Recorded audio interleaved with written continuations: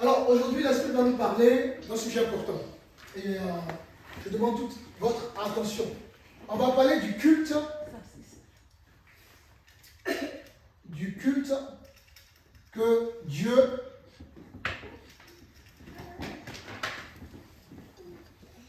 agrée.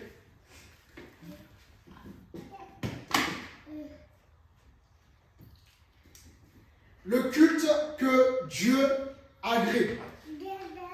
Et vraiment, soyez attentifs. L'Esprit va vraiment nous parler ce soir. Et je pense que le Seigneur va encore nous faire entrer dans une nouvelle phase par la grâce de Dieu. Il faut savoir que le culte que Dieu attend de nous, d'accord, n'est pas d'abord un programme. Le culte que Dieu attend de nous n'est pas d'abord un programme. Le culte que Dieu attend de nous n'est pas d'abord un chant bien exécuté. Le culte que Dieu attend de nous n'est pas d'être, n'est-ce pas, toujours présent, d'accord, à un programme. Alléluia. Amen. J'aimerais vraiment que vous puissiez comprendre le sens et les principes d'un véritable culte. Alléluia. Amen. Nous sommes dans le livre de Genèse.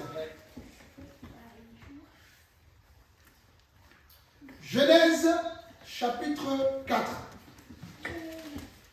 On va lire à partir du verset 3.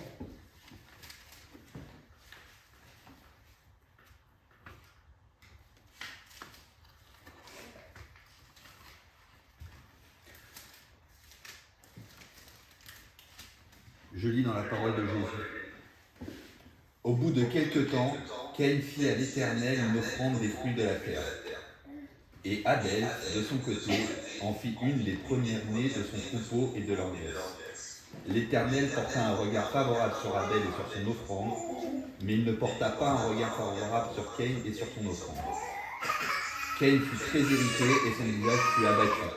Et l'Éternel dit à Caïn, pourquoi es-tu irrité et pourquoi ton visage est-il abattu? On s'arrête là. Alors, c'est important que vous puissiez comprendre.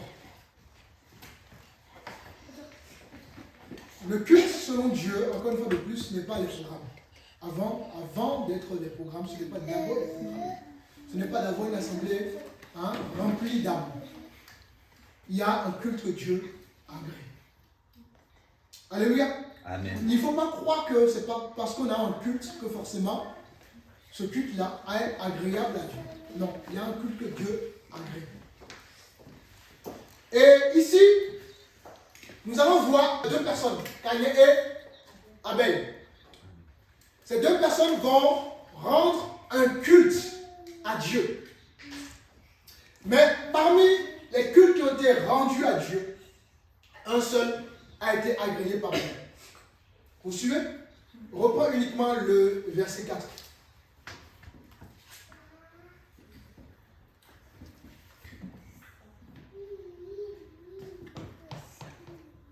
Et Abel, de son côté, en fit une des premières-nées de son troupeau et de leur graisse. L'Éternel porta un regard favorable sur Abel et sur son offrande.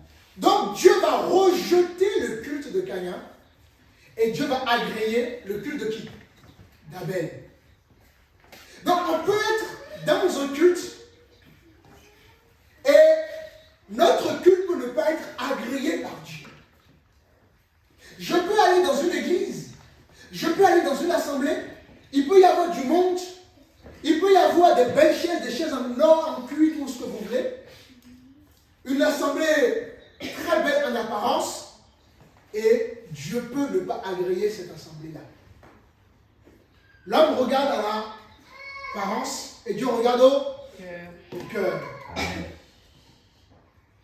Ne nous laissons pas distraire par ce que, n'est-ce pas, l'homme peut faire apparaître. Nous devons toujours être dans l'esprit. Un homme de foi, une femme de foi, doit être toujours dans l'esprit. Parce que les choses de Dieu sont saisies par la pensée de la parole, la philosophie de la parole. Romains 12, soyez renouvelés. Jésus dira, là où il y a 2 ou 3 personnes sont réunies en son nom, qu'il est au milieu d'eux. Cela sous-entend que Dieu n'est pas dans le nombre. Dieu n'a jamais été dans le nombre. Regardez le nombre de foules qui suivaient Jésus. Je vous donne une image. Si on était au temps de Jésus, il y a une foule qui quittait Chartres jusqu'à Paris. Il y a une foule qui quittait Chartres jusqu'à Paris. Et à chaque fois qu'une vérité va être prêchée par Jésus, combien de disciples il restait à Jésus? 70. D'accord, 70, quelqu'un d'autre? Après 12. Après 12. Donc comment ça se fait que toute cette foule qui quitte donc de Chartres à Paris, d'accord, se réduit jusqu'à 72, voire 12. Tout ça pour nous dire que Dieu n'a jamais été dans la foule. Parce que Dieu, lorsqu'il se révèle à une âme, ce qu'il attend de l'âme, c'est justement la transformation, le cœur de cette dernière. Amen, amen. Amen. Le cœur de cette dernière. Amen. Amen. Et dans le contexte de Abel et Caïn, Dieu rejette le culte de Caïn et agrée le culte de Abel. Parce que tout simplement, tous les cultes ne montent pas vers Dieu. Et c'est important qu'on comprenne ça. Il y a beaucoup qui disent, moi je vais à l'église. Mais tu peux aller à l'église juste par formalité. Juste par activisme religieux.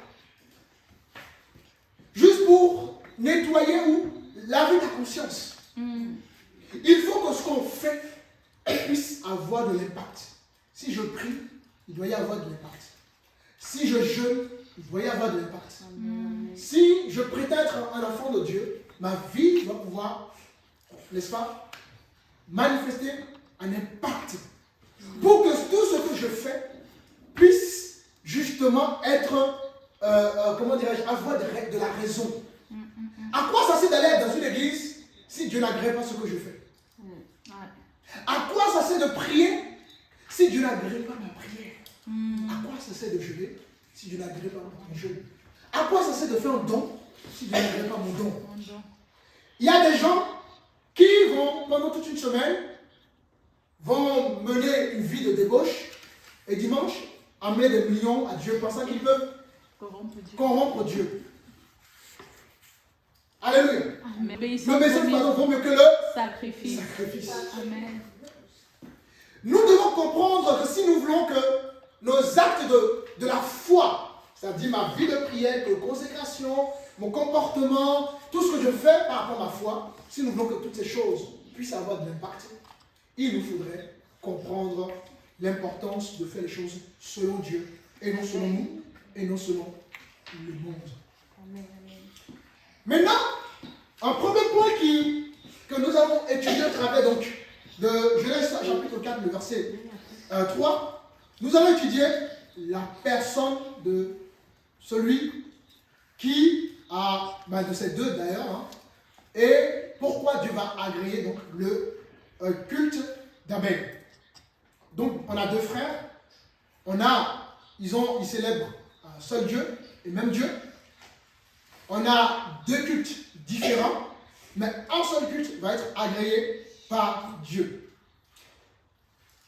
Reprends le verset 4. Quelqu'un peut reprendre le verset 4? Et Abel, de son côté, en fut une des premiers-nés de son troupeau et de leur graisse. L'Éternel porta un regard favorable sur Abel et sur son offrande. Alléluia. Qu'est-ce qu'on constate ici? Quelle a été la validation de Dieu? Est-ce que Dieu a validé d'abord l'offrande? Qu'est-ce que Dieu a fait là? Qui a été validé d'abord? Est-ce que c'est l'offrande? Qu'est-ce que Dieu a validé? Okay. Hein? Vous n'avez pas lu. Relisons encore des efforts. Écoutez bien. Vous lisez bien. Et Abel, de son côté, en fut fit une des premiers-nés de son troupeau Ouais. et de leur graisse. Mhm. L'Éternel porta un regard favorable sur Abel et sur son offrande. Alors, l'Éternel a porté son regard sur quoi? Sur Abel Abel d'abord. et son offrande. Avant d'aller à l'offrande, Dieu a porté son regard sur la personne qui offre à Dieu. Avant que ton culte soit agréé, le regard de Dieu doit être porté d'abord sur toi. Qui est la personne qui prie? Qui est la personne qui jeûne? Qui est la personne qui loue? Qui est la personne qui fait des dons? C'est ça d'abord qui intéresse Dieu. Amen, amen, amen. Parce que pour que ton offrande puisse avoir de l'impact devant Dieu, la personne d'abord. Amen, amen, amen. Amen. Amen. Dieu porta un regard favorable sur Abel. Pas sur l'offrande. Sur Abel. Mais il porta un regard défavorable sur Caïn. Pourquoi, à votre avis? Quelle réponse à ça? Pourquoi?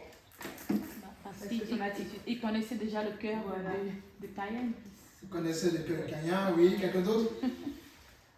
Son attitude ne reflétait pas la parole que le Seigneur attendait de lui. Il y avait une attitude simplement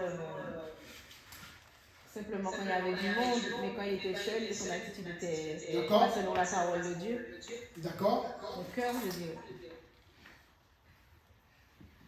Pourquoi Dieu a-t-il agréé Abel et non Caïn? Le cœur de chacun était différent. Vous avez donné des bonnes réponses. Hein? Il n'y a pas de mauvaises réponses, ne vous inquiétez pas. Quelqu'un veut encore dire quelque chose?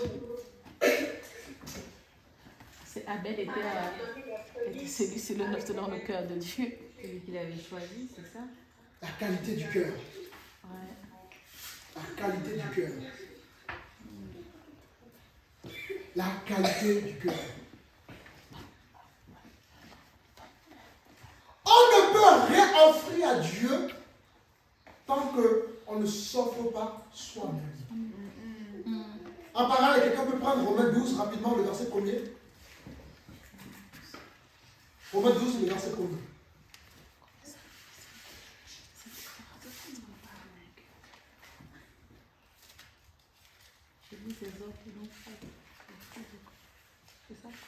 Romains 12, le verset 1er. Je vous exhorte donc, frères, par les compassions de Dieu, à vous offrir vos corps comme un sacrifice vivant, saint, agréable à Dieu, ce qui sera de votre part un culte raisonnable. Amen. Le culte raisonnable, le culte agréé par Dieu, la prière agréée par Dieu, le jeûne agréé par Dieu, l'offrande agréée par Dieu commence d'abord par notre vie. Amen. En d'autres termes, par notre cœur. Amen, amen, amen, amen. Lorsque tu as le cœur pour Dieu, Dieu valide ta prière. Yes. Dieu valide ton offrande. Yes. Dieu valide ton jeûne. Amen. Dieu valide ta foi. Amen. Dieu valide ton impact. Amen. Alléluia. Amen.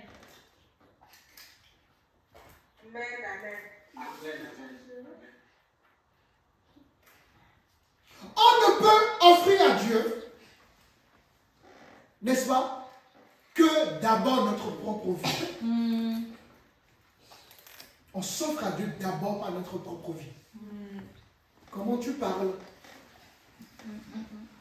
Comment tu te comportes? Comment tu prends des décisions? Est-ce que tu consultes d'abord Dieu? Et quand tu dépends de Dieu, l'action que tu poses après est validée par Dieu. Amen. Parce que Dieu, il veut d'abord que tu t'offres à lui. Alléluia. Amen. Amen. Donc, on comprend que Dieu ne regarde pas d'abord ce que tu présentes. Dieu ne regarde pas d'abord ce que tu présentes. Dieu ne regarde pas d'abord le fait que tu vas à l'église. Dieu te regarde d'abord. La sincérité. Alléluia. Amen. Dieu regarde qui tu es quand tu viens dans sa présence. Qui es-tu quand tu viens dans ma présence? Qui es-tu quand tu participes au culte? Qui es-tu quand tu sollicites, n'est-ce pas, mon action? Qui es-tu? Imagine, tu es un homme, tu rencontres une femme. Et si vous voulez vraiment que cette rencontre soit bénéfique, c'est-à-dire, cette rencontre va jusqu'au mariage, il faut de la sincérité. Amen. S'il n'y a pas de sincérité, le mariage ne tiendra pas. Le projet ne tiendra pas. Donc, la sincérité provoque. Ça va? Amen. La sincérité rassure. Amen. Amen. La sincérité s'impose. Amen. La sincérité valide. Amen. Ça va? Amen. Or, l'hypocrisie détruit. L'hypocrisie empêche un projet de naître, d'être solide. Alléluia. Amen. Comment veux-tu avoir une vie de qualité avec Dieu si tu es hypocrite avec lui? Ce n'est pas possible. Pas possible. Tu vas chez le médecin, tu as le sida, tu vas chez le médecin, tu as dit que tu as mal à la tête. Une question. Qu'est-ce que le médecin va traiter? Quel est le traitement que le médecin va te donner? Pour la tête. Pourquoi? Pour la tête, pourquoi? Tu lui as dit que tu as mal à la tête. Donc, tu reçois un traitement par rapport Parce que tu dis. à ce que tu dis. Comme tu es faux, tu ne peux pas recevoir le bon traitement. Le bon traitement. Yes. Amen. Amen. Alléluia. Amen. Ta fausseté Amen. t'empêche de recevoir le bon traitement. Amen. Amen. Amen. C'est ça. Amen. J'encourage la sincérité. Amen. La sincérité avec Dieu, avec vos frères, avec vos soeurs. Amen. La sincérité dans tout. Amen. Amen. Amen. Ne regardez pas vos défauts, regardez simplement votre sincérité. Amen. Tant qu'il y a la sincérité derrière, c'est ça qui est important. Amen. Alléluia. Amen. Donc ici, on va se pencher un peu sur l'attitude. Nous sommes dans Hébreux chapitre 11. Regardez ce que la Bible dit, le verset 4.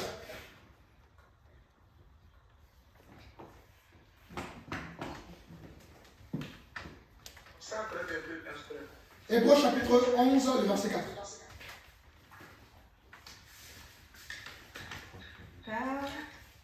C'est par la foi qu'Abel offrit à Dieu un sacrifice plus excellent que celui de Caïn. C'est par elle qu'il fut déclaré juste. Dieu approuvait ses offrandes et c'est par elle qu'il parle encore, quoique mort. Donc, le cœur, c'est l'attitude. Le cœur, quand on dit le cœur, c'est l'attitude. C'est-à-dire ta foi. Vous comprenez? Regardez pourquoi Dieu, on me donne la réponse, pourquoi Dieu a agréé Abel. C'est par la foi qu'Abel offrit à Dieu un sacrifice plus excellent que celui de Caïn. Qu'est-ce qu'on comprend par là? Ce qui a distingué Abel de Caïn, n'est-ce pas? C'est qu'il a cru en Dieu, premièrement. Ensuite, il a honoré Dieu. Et ensuite, n'est-ce pas? Il a justement, sa foi était dans une révélation. Vous voyez le sacrifice qu'il a fait là? Ça préfigurait déjà le Christ. La preuve, nous sommes enfants de Dieu par rapport à quoi? Par rapport au sacrifice de Jésus. Amen. En fait, il était dans une relation et non dans une religion. Caïn symbolisait déjà la religion et Abel symbolisait la relation. Amen. Vous comprenez quelque chose? Amen. Il y a un qui était dans le fait. Je fais pour plaire à Dieu. Il faut que je fasse plus de bien pour que la balance soit plus penchée sur le bien. Vous voyez? Il faut que je fasse beaucoup plus pour que, on ne sait jamais quand j'irai au paradis, le bien et le mal soient pesés. Et quand le bien sera pesé, aura plus de poids que le mal, alors je pourrai justement bénéficier du paradis. Ça, c'est la religion. Mais Abel, lui, il était dans, n'est-ce pas, la relation, dans l'intimité, dans la profondeur. Sa vie ne se limitait pas au culte. Même quand il allait au culte et qu'il rentrait chez lui, il pouvait prier. Lorsqu'il quitte le culte, qu'il est au travail, que les collègues sont là à critiquer un employeur X, d'accord? Lui ne participe pas aux critiques. Il reste à l'écart des critiques. Lorsqu'il allait à l'église, lorsque tu vas à l'église, que tu te montres pieux ou pieuse, et que ta vie dans la semaine, du lundi au dimanche, n'est pas conforme à ce que Dieu attend de toi, tu es dans la religion. Alléluia. Lorsque tu ne pries que pendant le culte, toi, ta vie de prière, c'est uniquement quand on est ensemble. Mais quand tu es seul, il n'y a pas de vie de prière. Quand tu es seul, il n'y a pas de vie de méditation. D'accord? Tu es dans la religion. Amen, pasteur. Prêche. Combien sont dans la religion? Combien, n'est-ce pas, sont manipulés par l'esprit de Caïn? Combien? Je veux une relation. La relation, c'est que, je vous donne un exemple très simple. Tu ne peux pas rencontrer un homme ou une femme et vous ne passez pas du temps ensemble. À quel moment vous allez vous connaître? Plus vous allez passer du temps ensemble, plus votre amour sera encore plus fort.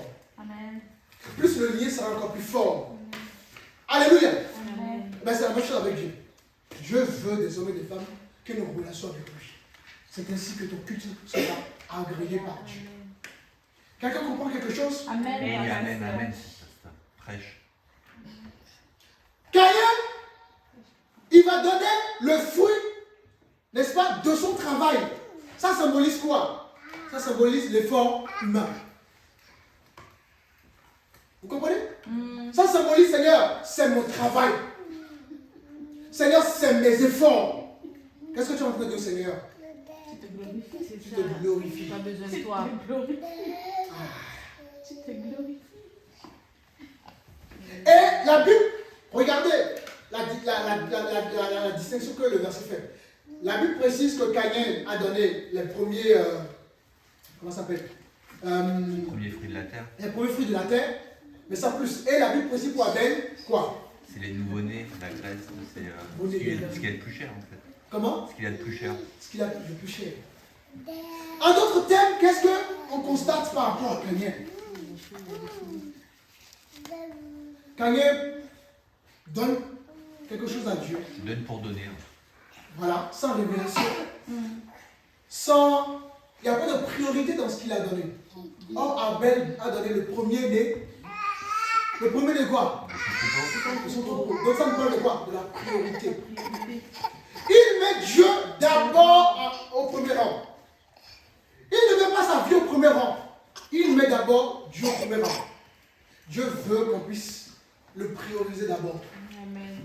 Il y a des gens, lorsqu'ils veulent faire un don au Seigneur, ils vont payer leurs charges, leurs besoins, leurs vacances, leurs loisirs. Il reste peut-être 5 euros dans le compte. Bon, je donne 2 euros, Seigneur. Qu'est-ce que tu fais? Tu n'as pas priorisé Dieu. En fait, tu viens donner une miette à Dieu. Nous devons apprendre à prioriser Dieu.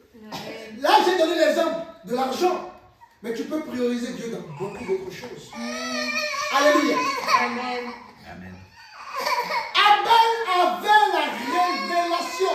Il fallait qu'il priorise Dieu.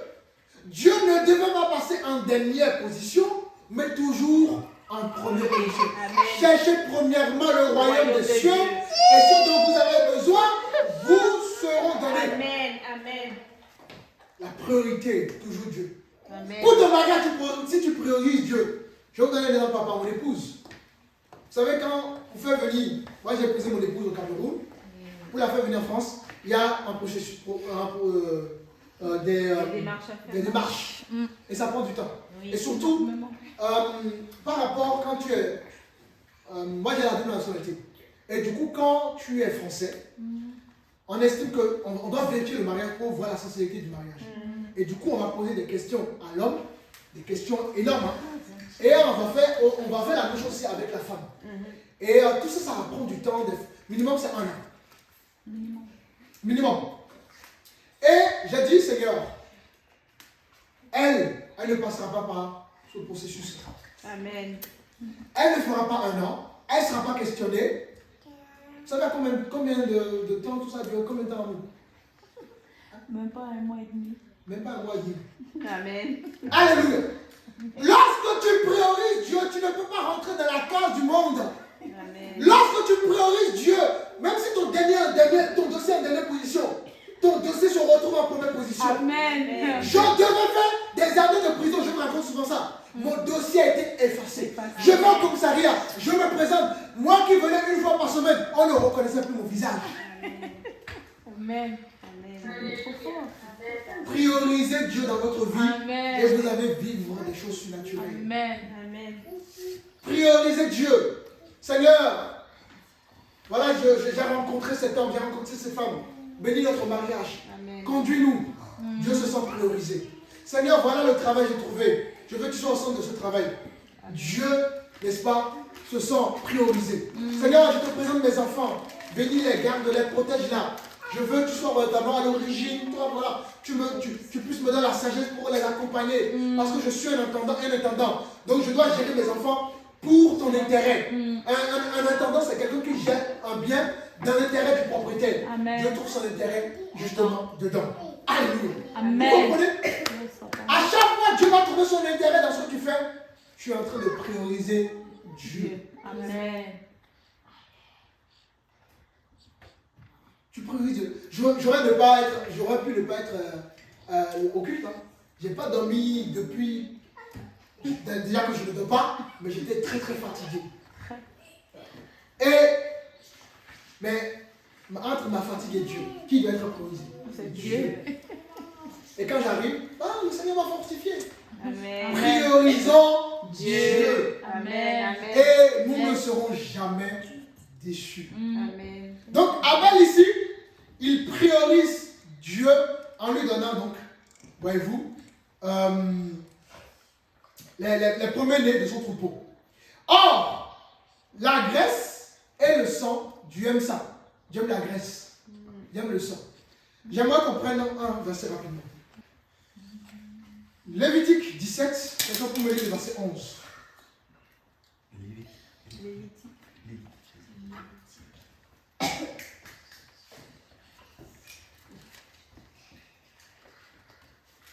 Car l'âme de la chair est dans le sang. Là, On l'a donné sur c'est bon. L'âme de la chair est dans le sang. Ça ne parle de la vie. D'accord? Vous comprenez? Amen. Ça parle de la vie. Abel a donné sa vie prophétiquement à Dieu. Vous donnez de votre vie, de votre temps. Ce que vous faites, vous savez pourquoi vous faites ces choses-là. Dieu aime ça. Amen. Donnons de notre vie à Dieu. Apprenons à prioriser Dieu. Amen. Parce que tout a une limite, une date de péremption. Ce que tu fais, est-ce que cette chose a plus de valeur que Dieu? Non. Il y a des gens qui vont accepter des trucs qui n'ont... juste quand tu veux gagner 10 euros de plus, C'est ça. et tu abandonnes ta vie de prière. C'est ça. Dieu n'est pas plus important que 10 euros. Si. Dieu n'est pas plus important que 5 000, que 10 000. Apprenons à prioriser Dieu. Amen. Il détient l'or et l'argent. Parce qu'il détient l'or et l'argent. Amen. Apprenons-nous à discipliner, Seigneur. Voilà ma semaine, je réserve ce jour-là pour toi. Toi. Je réserve ce moment-là pour toi. Seigneur, je vais faire ceci pour toi. Et si le Seigneur, Dieu voit que ça te coûte quelque chose, c'est-à-dire que Dieu sait très bien que tu aimes les boîtes de nuit. Mais tu dis, à la place des boîtes de nuit, je passe du temps avec toi. Mais Dieu sait que si tu ne l'aimais pas, mais d'abord ta boîte de nuit. Ça veut dire que tu as sacrifié quelque chose pour Dieu. Amen. Alléluia. Amen. Amen, pasteur. Tu as priorisé quelque chose pour Yes, Dieu. yes. Et Dieu a vu ce sacrifice. Amen. Yes, daddy. Dieu sait que tu aimes la banane. Et au moment où tu as commencé un jeûne, c'est là que tu tombes sur une banane. Vraiment, quand tu regardes là, ça te donne envie. Amen. Tellement envie. Bizarrement, ce jour-là, il y a un bon goût, il y a un bon parfum ce jour-là. Amen. Bizarrement, ce jour, tu as une grosse banane. Alors que tu n'as pas l'habitude de voir une grosse banane. Amen. Bizarrement, ce jour, la peau est bien dorée. Tout est bizarrement ce jour. Et là, tu dis, non, je ne crois pas. Non. Tu as priorisé Dieu. Amen. Amen. Alléluia. Amen. Alléluia. Amen. Est-ce que Dieu parle à quelqu'un? Amen. Tu as priorisé Dieu. Amen, pasteur. Amen. Prêche la parole. Prêche la vérité, pasteur. Pendant que tu es en jeûne, c'est là que C'est là le voisin fait un poulet braisé, bien pimenté, avec un bon goût. Tu as simplement envie de goûter. Mais tu dis, Seigneur, j'ai pris l'engagement vis-à-vis de toi. C'est toi. Je ne peux pas goûter à ce poulet braisé. Non. Pourtant, le Seigneur, je sais que tu peux manger du poulet braisé du matin au soir. Amen. Mais pour lui, tu as dit non. Tu as priorisé Dieu. Yes. Amen. Tu as prévu d'acheter une voiture. Tu as déjà pris des années pour mettre de l'argent de côté. Et bizarrement, Dieu te met à cœur. Il y a quelque chose qui te tient à cœur, papa, l'œuvre ou quelque chose. Dieu dit, tu sens le besoin de faire la chose. Seigneur, ça fait des années que j'ai mis ça d'argent de côté pour acheter mon véhicule. Mais je sens que je dois faire quelque chose pour toi. À prioriser Dieu. Alléluia.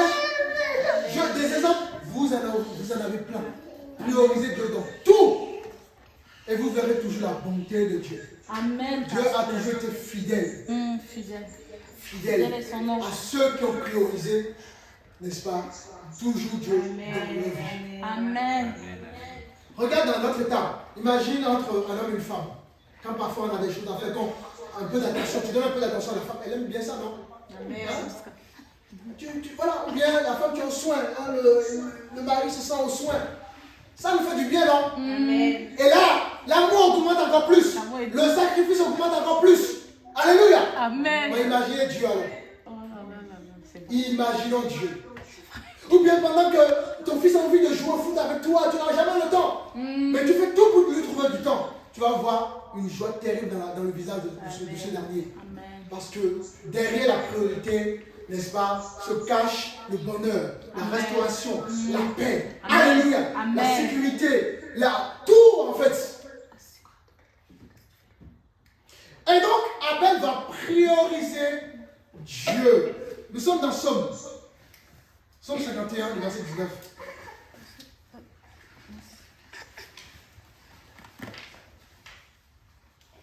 Somme 51, verset 19.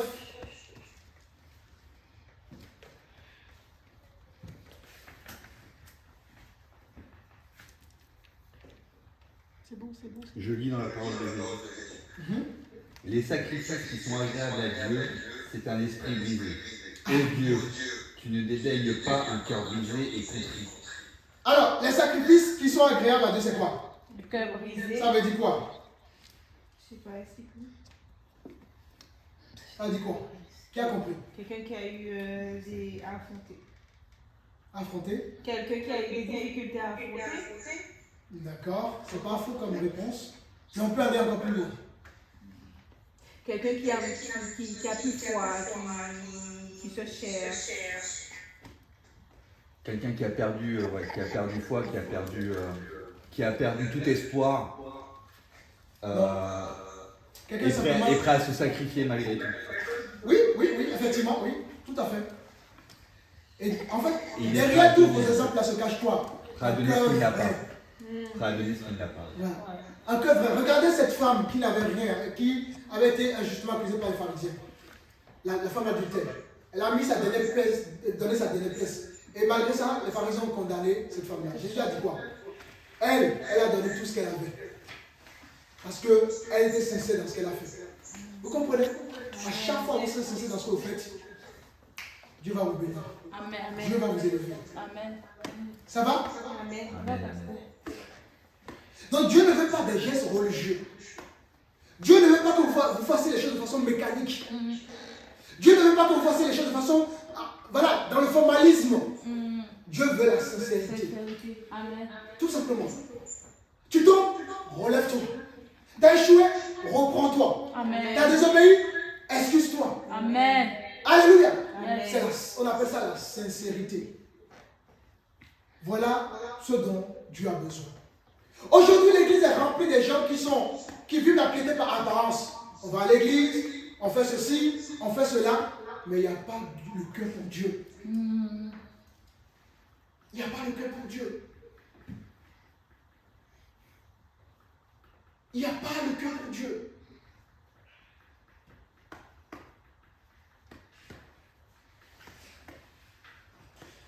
Gloire à Dieu. Amen. Maintenant, Romains 12. Verset 1er encore une fois de plus. On l'a dit tout à l'heure, on relit.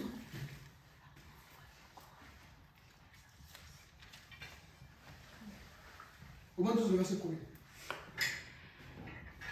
Je lis la parole. Je vous exhorte donc, frères, par la compassion de Dieu, à vous offrir vos corps comme un sacrifice vivant, saint, agréable à Dieu, ce qui sera de votre part une culte raisonnable. Amen. Donc, alléluia, c'est bon. Donc le vrai culte ne s'arrête pas à l'église. Amen. Le vrai culte continue dans les maisons, Amen. le travail, les projets, Amen. la relation que nous avons les uns avec les autres, sur les enfants. Amen. Le vrai culte, en fait, c'est toute notre vie, tout simplement. Amen. On ne peut pas vouloir rendre un culte agréable à Dieu et être dans la grossièreté, par exemple. On ne peut pas vouloir rendre un culte à Dieu. Hier, on a passé notre vie à mentir, à même jurer, et hop, le lendemain, on vient louer. Non. Ce type de culte ne peut pas être agréé par Dieu. Alléluia. Amen. Ce culte de culte ne peut pas. Tu ne peux pas vouloir rendre un culte à Dieu le dimanche, mais dans la semaine, tu n'as même pas été dans l'obéissance. Tu ne peux pas agréer ton offrande. Parce que ce qui intéresse Dieu d'abord, c'est ta vie. L'obéissance vaut mieux que le sacrifice. Oui, le sacrifice est important. Mais si le sacrifice prime sur l'obéissance, ça n'a plus de valeur. Tu ne peux pas frauder les bus, le train, et venir donner une offrande à Dieu le dimanche. Ça ne marche pas comme ça. Amen. Alléluia. Amen. Il y a des gens qui vont frauder et qui le lendemain viennent avec des enveloppes pour m'adorer Dieu. Non. Tu veux ton enveloppe, elle impacte. Tu veux ton action puisse avoir un impact. Obéis d'abord. Et ainsi, il y aura plus d'impact dans ce que tu fais au nom de Jésus. Amen. Alléluia. Amen. Donc le culte que Dieu agrée, vous aurez compris, hein, c'est une vie en fait à Dieu. D'accord? C'est notre vie de tous les jours. Pas seulement le dimanche, ou le lundi, ou le mercredi. Notre vie de tous les jours. Amen. Et le Père cherche encore des hommes et des femmes bien-aimés qui adorent, qui s'offrent à lui. Tous les jours, de façon humble, dans l'unité, dans la sincérité, dans la consécration, dans la repentance. Oui, quand on fait des erreurs, il faut s'excuser. Il faut demander pardon à Dieu. Et quand on fait aussi des erreurs entre nous, il faut s'excuser. Ça ne nous enlève rien du tout. Au contraire, ça nous donne de la valeur. Amen. Alléluia. Amen. Plus notre vie va justement refléter ces fruits-là, plus notre vie aura plus d'impact devant Dieu. Donc, ce qui intéresse Dieu, ce n'est pas la belle voix qu'on a. Tu peux avoir une voix robotique et chanter, je ne sais pas, mais si derrière, tu marches dans les voies de Dieu, Dieu agrée ta voix. Dieu n'est pas dans les voies, Dieu n'est pas dans l'habillement, Dieu n'est pas dans la belle salle, Dieu n'est pas, ça peut être bien, il n'y a pas de problème. Mais il ne faut pas au détriment de ta vie de foi, oublier mettre ta vie de foi de côté et embellir les choses sous prétexte que Dieu va apprécier, Dieu va aimer. D'abord ta vie et ensuite ce que tu feras aura un impact au nom de Jésus. Amen. Alléluia. Amen. Que le Seigneur nous donne à avoir un culte agréable. Notre culte de tous les jours. Pourquoi Dieu va agir? Parce qu'on est là. Parce que dans la semaine, nous avons marché dans les voies de Dieu. Dans la semaine, nous avons obéi à Dieu. Dans la semaine, nous avons eu des attitudes qui ont glorifié Dieu. Nous avons le cœur pour Dieu. Et quand on se retrouve, hein, Psaume 33, 133 dira quoi? Quelqu'un peut rapidement pour lire Psaume 133?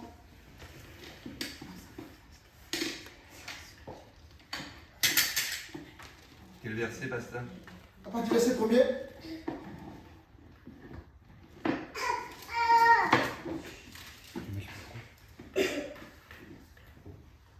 Je lis dans la parole de Jésus. Cantique des degrés de David. Ouvre le micro. Oui.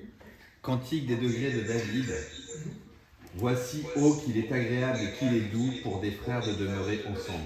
Donc on s'arrête à là. Il est agréable, il est doux aux frères et sœurs de demeurer ensemble, d'être ensemble. D'accord? Et qu'est-ce qui va se passer par la suite? Continue.